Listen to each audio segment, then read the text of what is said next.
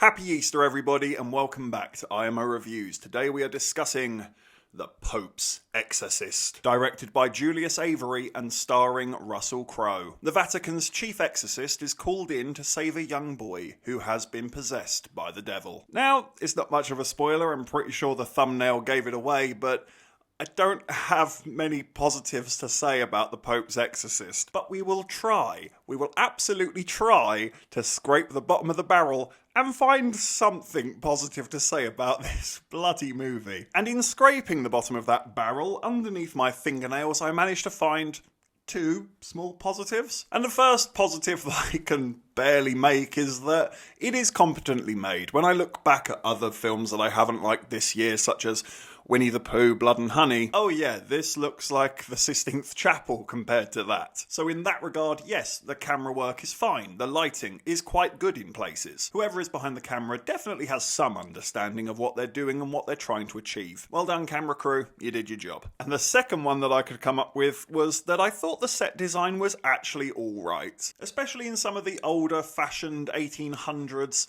Vatican-style buildings, I couldn't always tell if they were real locations or if they were built sets. And that's impressive. Well done to the set design team. Everyone else, however, shame on you. Let's do it. Let's get straight into the cons, because bloody hell. The biggest issue for me in this movie, say it with me, pacing! This film is an hour and 40 minutes long, and somehow it decides to choose to make the first 30 minutes about this whole forced drama thing that has nothing to do with the bigger story. It's something about the Vatican are upset with the Exorcist because he did an exorcism, and they don't want him to do exorcisms. I don't actually know why, it wasn't very well explained. But then what's even funnier is about 60 seconds later, the people who just told him off for doing exorcisms turn back around and say, oh yeah, I forgot, we need you to do an exorcism. What? Why is any of that in the movie? Just cut the whole first 30 minutes off this film. It's supposed to be a horror movie, I think, but it's hard to tell because it isn't remotely scary, not even for children. I would argue that my pulse went down rather than up. It is so stupid and non-threatening, and it's actually even quite unintentionally funny. Who thought it would be a good idea to put well-known Australian actor Russell Crowe in a movie where he's going to play an Italian exorcist? Yeah, that's the realm of stupidity of which this movie is operating in. I was laughing my arse off watching Russell Crowe drive around on a little Vespa. My favourite moment of the film is, on one of the scenes when he's driving the Vespa, he actually jazzed it up a little bit. He put some red-tinted John Lennon shades on. It was beautiful. Never mind Satan, because Russell Crowe is a fashion demon. The time period of this movie is so confusing. It's apparently set in the 80s, but most of the set design looks Victorian, and you actually forget that it's the 80s. So every now and then, when a Vespa or a leather jacket pops up, it's really jarring, and you have to tell yourself, oh yeah, it's the 1980s. The script feels like it has had huge chunks and portions just ripped out of it. I swear to you, stuff is missing. This is not the complete story. It is exactly what I said in the synopsis. Boy possessed, exorcist has to get rid of it. And therefore it is quite literally the most mundane and reduced exorcism movie you've ever seen in your life. This is a harsh complaint because I really try not to hammer child actors. They're young, they've got a big future ahead of them, they're still learning, they're still figuring things out. But it has to be said, the child actor who is playing the possessed child in this movie, it is awful. It's really bad. I don't know who said yes to giving him the role, because no, absolutely not. No, never no. He is chewing the shit out of the scenery in every single take, just over-egging the hell out of the pudding. Snarling, growling, shaking his head violently.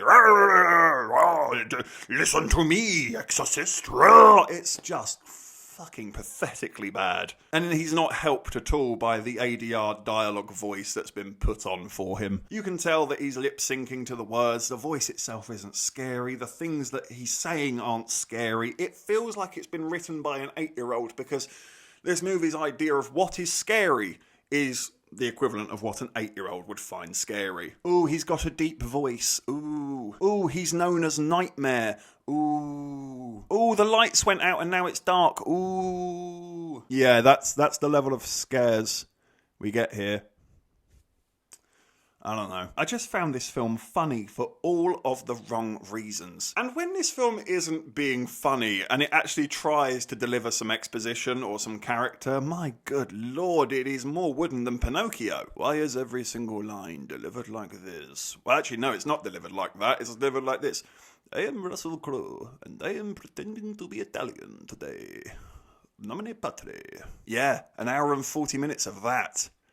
Sounds gripping, doesn't it? And if it isn't making you laugh, it's just boring, and it is doing every single one of the exorcism tropes and cliches. You can sit there with a checklist and go, yep, they've done the spinny head. Yep, they've done the climbing up the walls. Yep, they've got the weird scratched up face thing. It's like they're doing it on purpose. Like they feel like if they tick these boxes, well, then they must be making a good exorcism movie.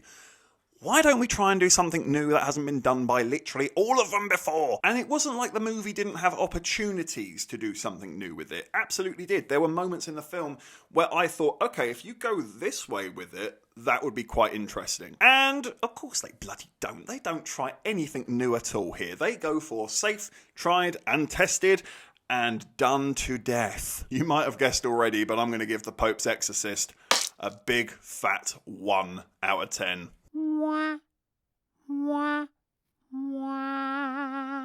I did not care about anything at all in this movie. It is absolutely useless, and it doesn't quite get the so bad it's good moniker, even though the only real joy I got out of the film were the unintentional laughs that it gave me. Don't waste your time with this. Just don't do it to yourself. Don't waste your time. Don't waste your Easter weekend. Don't waste your money. Just go and do anything else.